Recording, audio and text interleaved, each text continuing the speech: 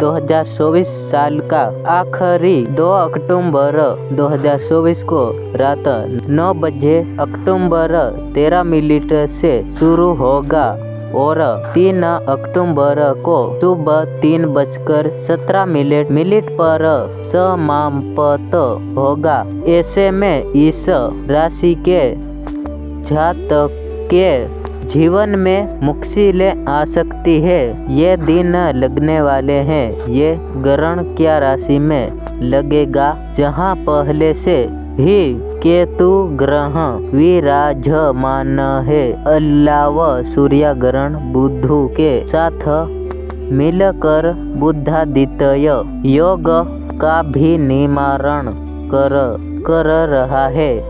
ज्योतिषपाशा योग के अनुसार साल का आखिरी सूर्य ग्रहण कई राशि के जातकों की किस्मत को चमका सकती है, तो इस राशि के जातकों थोड़ा संभल कर रहने की जरूरत है। सूर्य ग्रहण भारत में नजरनी आएगा, लेकिन इसका असर हर राशि के जातकों के जीवन में किसी न किसी तरह से अवश्य पड़ेगा जरूर।